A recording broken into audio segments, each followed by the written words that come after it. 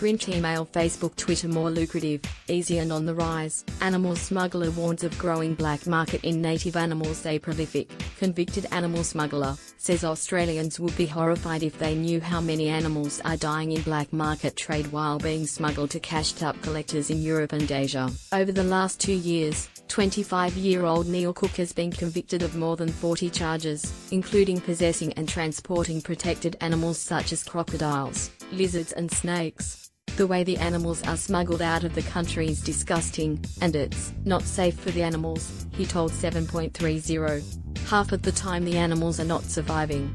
Some of the animals Cook and his associates collected from bushland in northern wild died while squeezed into boxes that were intercepted at post offices. Organised crime involvement, a disturbing development. Neil Cook says he has now turned his life around, and wants Australians to know just how organised and lucrative the black market for Australian wildlife is, relative to the penalties for getting caught.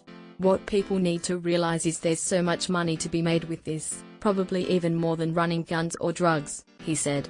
I look back now and I can see that I shouldn't have done it that way. I regret it. I got caught, I'm paying the price, I'm paying off the fines, and there's a whole new chapter in life now.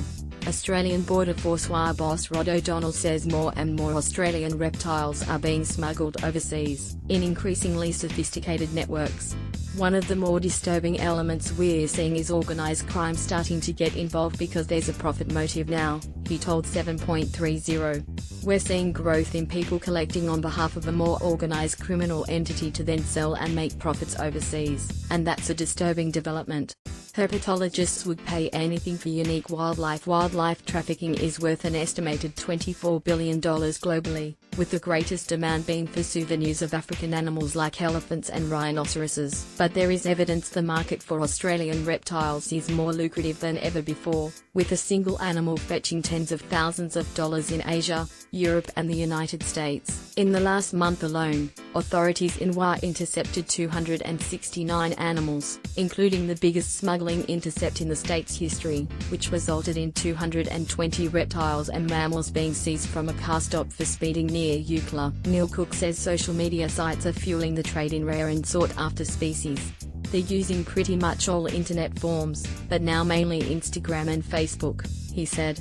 You go on there and you know the people who are selling Australia wildlife, and you go onto their page and you just see all types of illegal animals advertised. The biggest price I've heard was for lizards called lace monitors, that are found on the east coast of Australia.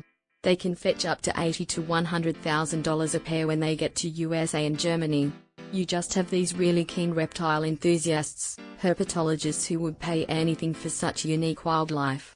It's like a candy store for smugglers. Mr. Cook says he never sold reptiles to overseas buyers or attempted to smuggle them out of Australia himself. He described himself as having operated at the bottom of the pyramid, with reptile dealers in New South Wales and Victoria issuing him with a shopping list of obscure Western Australia reptiles that were fetching big bucks overseas. The people higher up, over east, they pay for the trips, the car hire and so on, he said. Then the people collecting just drive around like normal people, but go off the bush tracks and find all these lizards and put them in bags and drive off. It's quite easy to blend in.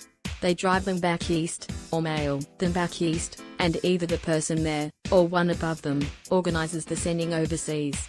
Sometimes they have a list of animals they've been asked to look for, those high-value animals that will get a return. But some people, they just come over here and pretend like it's a candy story and they just take whatever animals they can find. Illegal trade, a cruel practice. As a wildlife officer with the WA Parks and Wildlife Service, Matt Swan is on the front line of efforts to stamp out the trade. He doesn't mince words about the nature of the trade. The illegal trade in reptiles is really a cruel practice, he told 7.30. People go out, they smash the habitat to pieces, they take an animal from the wild, they then put the animal through horrendous conditions to try and get it to the east coast or get it overseas, where it's sold for an exorbitant amount of money for their own gain. Over the years he's seen lizards stuffed in socks so thick they can't breathe, animals shoved into teddy bears and cut-out books, and reptiles crushed and dehydrated in tightly packed packages that were battered during postal deliveries. As much as the poacher or whoever it is claims that they love reptiles and they care for reptiles, the fact is they go out and put this animal in horrendous conditions in order to make money, he said. This type of practice should not be tolerated. Debate over opening up international trade. Some in the herpetology world believe that export laws should be relaxed to allow common species like shingleback lizards to be sold overseas. It's something Neil Cook supports, arguing that deregulation would reduce demand and remove the motivation for dealers to package and post reptiles in cruel conditions. If they opened up some international trade, it would pretty much stop this smuggling because they could legally pay for a license to bring some animals from Australia, he said. It would reduce smuggling to the point where animals won't be dying in the post. They won't be stuffed into these small tight containers and shipped overseas where they can all end up dead. While Environment Minister Stephen Dawson has been quick to shut down the idea. This man is asking me to change the legislation, so he can make some money and doesn't get caught doing the wrong thing, he said. I'm happy to have a conversation with anybody who's involved in looking after these animals, but somebody who continued to break the law and continues to put these animals at risk, they shouldn't be involved in this industry in the first place. And I'm certainly not going to help this man. His focus is the rollout of new wildlife laws that will massively increase the penalties for poaching and smuggling animals. The penalties will increase from about $10,000 up to about $500,000 for an individual who does this, Mr. Dawson said. And it will increase to up to $2.5 million for a body corporate who gets caught trying to poach or send one of these animals overseas. So there's substantial increases in penalties, so hopefully that will stop people from being foolish and putting these animals at risk. The federal government's also dismissed deregulation. Neil Cook now works as a tour guide in the Kimberley region of Wales North, showing tourists the wildlife he once smuggled. Print, email, Facebook, Twitter.